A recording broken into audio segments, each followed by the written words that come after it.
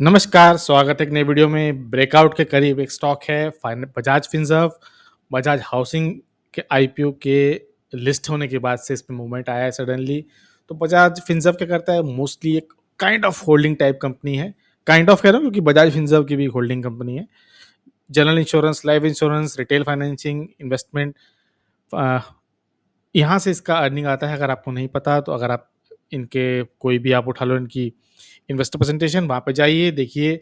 Bajaj holding इनकी सबसे बड़ी होल्डिंग कंपनी है। फिर आती है बजाज फिनसर्व, और बजाज फिनसर्व लिस्टेड है। इसके अंदर कौन कौन सी कंपनी आती है? तो बजाज फाइनेंस जो कि लिस्टेड है, उसके अलावा अनलिस्टेड मार्केट से Bajaj alliance general insurance, Bajaj alliance life insurance, Finserv direct limited, Bajaj Finserv health limited, जिसमें विडाल भी और टीपीए दोनों भी आता है, Bajaj Finserv asset management company, Bajaj housing finance अब ये लिस्टेड हो चुकी है, और इसके अलावा बजाज फाइनेंशियल सिक्योरिटीज लिमिटेड। तो ये सब कंपनी इसके अंडर आती हैं। कंपनी के फाइनेंशियल्स देखने की वैसे कोई जरूरत है नहीं, बेहतरीन है। क्वार्टरली देखो चाहे ईयरली देखो, ना इनके सेल्स में कोई डिक्लाइन आ रहा है, ना इनके ऑपरेटिंग प्रॉफिट में, और ना इनके नेट प्रॉफिट में। पॉजिटिव कंपनी है, इसमें कोई दिक्कत नहीं है। सीधा चलेंगे हम इसके चार्ट पे और देखते हैं चार्ट क्या बता रहे हैं।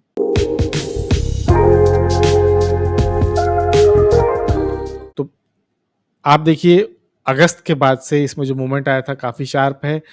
और अगर आप इसको एक राउंडिंग बॉटम मान लीजिए, एक हल्का सा यहाँ से राउंडिंग बॉटम आप इसको मान लेते, तो इस ब्रेकआउट के बाद से इसने इसका प्राइस डबल कर दिया। तो आप अगर करंटली इसका प्राइस देखोगे तो काफ़ी ऊपर जा रहा है। अभी के लिए आप जो ट्रेंड लाइन्स बनी है उसको इग्नोर कर दो, बट आप देखोगे कि इस ट्रेंड लाइन पे इसने रेजिस्टेंस फेस किया, बट अगेन मूवमेंट आया बजाज हाउसिंग के पास, और इसमें अपवर्ड मूवमेंट है। तो अगर हम क्विकली इसको वीकली बेस पे कन्वर्ट कर लें तो देखते हैं वीकली बेस पे वो क्या दिखा रहा है। तो वीकली बेसिस पर ये इसका प्रीवियस हाई था। तो इस प्रीवियस हाई को इसको बीट करने में इस फॉलिंग ट्रेंड लाइन का इसको रेजिस्टेंस मिल रहा था। यहाँ पे इसने ब्रीच किया, वॉल्यूम थी और शार्प मोमेंटम था। देखिए इस वीक, ये याद देखिए वीक है, इस वीक में 9% का मोमेंट आया था। ये क्लियरली सजेस्ट कर रहा था कि यहाँ एक मोमेंटम है और इस पे ऊपर जाने के चांसेस हैं। तो इस फॉलिंग ट्रेंड लाइन को इसने बीट किया। इस फॉलिंग ट्रेंड को देखिए, इसने कई बार इसने यहाँ पे देखिए, यहाँ पे देखिए, यह इधर, और फिर जाके फाइनली ब्रेकआउट है।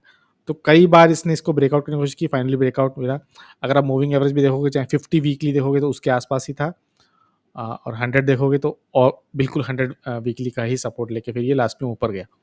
इसलिए मैं कहता हूँ कि ना, वीकली और मंथली कैंडल्स मेरे को बहुत पसंद है। तो अगर आप वीकली कैंडल देखने की कोशिश करो तो कुछ कुछ आपको यहाँ नीचे मॉर्निंग स्टार बनता हुआ जरूर दिख रहा है। मॉर्निंग स्टार गैप अप के साथ बड़ी कैंडल, कॉन्फर्मेशन कैंडल, अच्छी बात थी। बट अब ब्रेकआउट आ गया है वीकली बेसिस पर। वीकली बेसिस पर तो आ गया है, पर मेरा इंटरेस्ट है अगेन मंथली बेसिस पे। बड़े टाइम फ्रेम्स, बड़ी कैंडल्स मुझे काफ़ी पसंद है। सितंबर ऑलमोस्ट एंड ही हो गया है, एक दिन रह रहा है, एक दिन में बहुत ज़्यादा मोमेंट आएगा नहीं, तो हम इसको ब्रेकआउट काइंड ऑफ गिन लेंगे। तो अगर आप मंथली कैंडल इसकी देख रहे हो तो इस पॉइंट से यहाँ से लेके देखिए, इसको आप एक राउंडिंग बॉटम मान लीजिए, रफली ड्रॉ कर रहे हैं। और इसके बाद इसको इस पॉइंट पे राउंडिंग बॉटम का जो ये पॉइंट होता है, इसको आप ले लीजिए और इसी को आप प्लेस कर दीजिए ऊपर। तो मंथली बेसिस पर अगर इसने पोल एंड फ्लैग की जगह एक राउंडिंग बॉटम बनाया मंथली बेसिस पर, थोड़ा सा इसको एक्सपेंड कर देंगे तो आपको दिखने लगेगा।